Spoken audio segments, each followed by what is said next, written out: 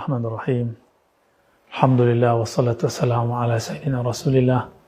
Amma ba'du. Banyak orang berbicara tentang Al-Hallaj di zaman dulu, kalau versi Nusantaranya adalah Syekh Siti Jenar. Namanya agak sedikit menggelikan karena laki-laki kok disebut Siti ya. Tapi itulah sebutan dulu ya. Mungkin dulu Syekh Saidi Jenar, tapi nggak tahulah kenapa kemudian berubah. Yang dulu dikatakan nama kecilnya Lemah Abang dan segala macamnya. Ya. Syekh Siti Jenar ini dari masanya terlihat semasa dengan Syekh atau Sunan Kalijaga dan sunan-sunan yang lain. Jika di kalangan pembela syariat yang zahir, itu muncullah sosok Sunan Kalijaga, maka dari bab hakikat muncullah Syekh Siti Jenar. Ya, kalau boleh kita sebut, jika ulama pewaris para nabi, lalu ulama mewariskan ilmunya lagi. Pewaris Imam Abu Yazid, pewaris Imam Junaid, pewaris Hallaj, itu ada semua di zaman berikut, termasuk zaman kita. Di zaman terdahulu, pewaris Junaid al-Baghdadi itulah Sunan Kalijaga, pewaris secara kerohanian. Adapun pewaris kerohanian Al-Hallaj, itulah Syekh Siti Jenar. Sejarah pun berulang, karena cip takdirnya sangat-sangat sama, hanya formulasinya yang berbeda. Kemudian muncullah kalam-kalam yang menunjukkan kalam-kalam mabuk bertuhan, mabuk cinta kepada Allah, mabuk dalam keahadian Allah, keesaan Allah Subhanahu wa taala. Teman-teman, kan Allah dalam bab akidah, alam semesta ini disebut mungkinul wujud. Wujudnya mungkin. Dan dia hanya ada karena diadakan oleh Allah, yang disebut wajibul wujud, yang niscaya keberadaannya pasti ada. Maka semua selain itu menjadi diadakan karena dia. Maka yang benar-benar ada hanyalah Allah.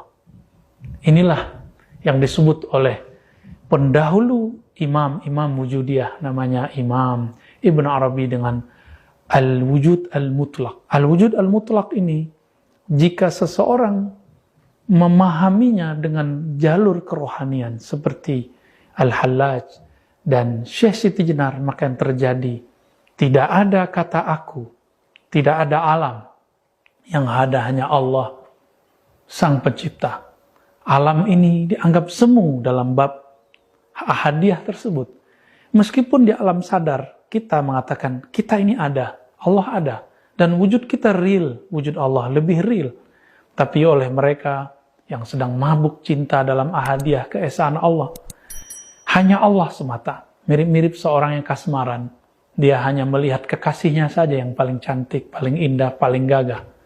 Maka di saat itu, kemanapun dia memandang, yang terbayang adalah wajah kekasihnya. Seperti cerita Laila dan Majnun. Majnun memandang tembok pun yang muncul wajah Laila. Apalagi melihat siapapun. Sahabat yang melakukan Allah, Syekh Siti Jenar, kemudian sebagaimana Al-Hallaj, mengatakan hal yang mirip. Mengatakan, jika Al-Hallaj mengatakan, di dalam jubahku adalah Allah, tiada kecuali Allah. Maka Syekh Siti Jenar lebih dahsyat lagi. Di dalam dirinya hanya Allah. Wujudku adalah wujud Allah. Itulah Syekh Siti Jenar. Inilah cerita awal kenapa muncul satu zikir, satu wirid yang disalahgunakan oleh orang kebatinan. Wujud ingsun atau zat ingsun, zat Allah. Sifat ingsun, sifat Allah. Nama ingsun, nama Allah. Ini kalam tidak boleh dilafazkan kecuali orang sedang mabuk. Orang mabuk tidak dikenakan hukum syariat karena dia mabuk sampai kesadaran dia kembali. Tapi beberapa orang-orang yang melanggar kaedah ini, melanggar dharma, kaedah seorang pezikir perindu kepada Allah, dia membacanya sebelum dosis itu dibolehkan kepadanya. Maka yang terjadi, muncullah kelompok wujudiyah. Di tahun 1400-an, 1500-an, 1600-an, 1700-an, itu kemudian terjadi pergolakan dahsyat di Nusantara. Maka muncul nanti ada Hamzah Fansuri, Syamsuddin Sumatrani, kemudian juga Nuruddin Raniri. Semuanya berbicara itu. Dan puncaknya itulah Syekh Siti Jenar.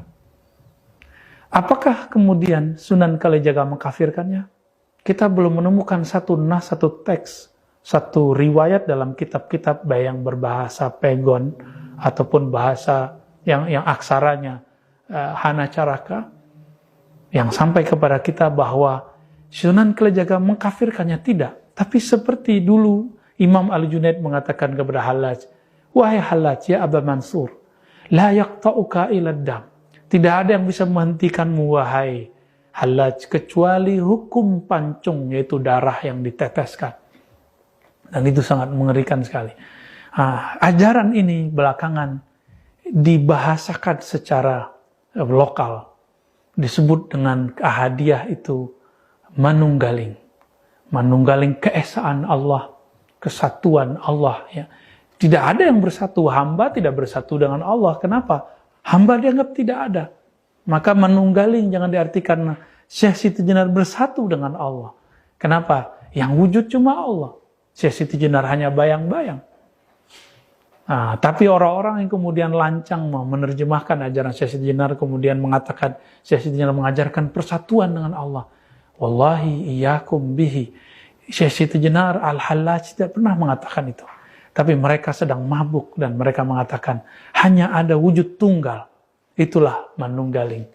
Kaulo Gusti, ketika mereka merasakan bahwa diri mereka tiada di hadapan Allah, seperti seorang guru tidak memandang dirinya punya derajat keilmuan di hadapan gurunya. Kenapa seorang Syekh Siti Jenar tidak boleh merasakan dirinya tiada di hadapan ilahi? Maka teman-teman sahabat melakukan Allah, jika Imam Bukhari dulu mengatakan, mastasghartu nafsi ila ala Ali Ibn al-Madini. Aku tidak pernah merasa kecil. Aku tidak pernah merasa lebur. Kecuali di hadapan Ibn al-Madini. Kenapa Syekh Siti Jenar tidak boleh mengatakan itu? Kenapa Al-Hallaj kita larang mengatakan ma fi jubbati ilallah? Kan dia sedang mabuk asik dengan kekasihnya. Kita belum sampai kepada kerinduan itu. Kenapa kita salahkan orang yang merindu? Maka sahabat-sahabat yang muliakan Allah, mari berhusnuzan. Apa yang terjadi di zaman mereka, itu sunatullah. Secara hukum fikih, betul, pelakunya harus ditanya, dieksekusi. Jika terbukti kemudian ada hal yang berbahaya, mungkin seorang hakim qadhi mengatakan, kamu dipenggal. Tapi sekarang ilmu itu sudah dibuka.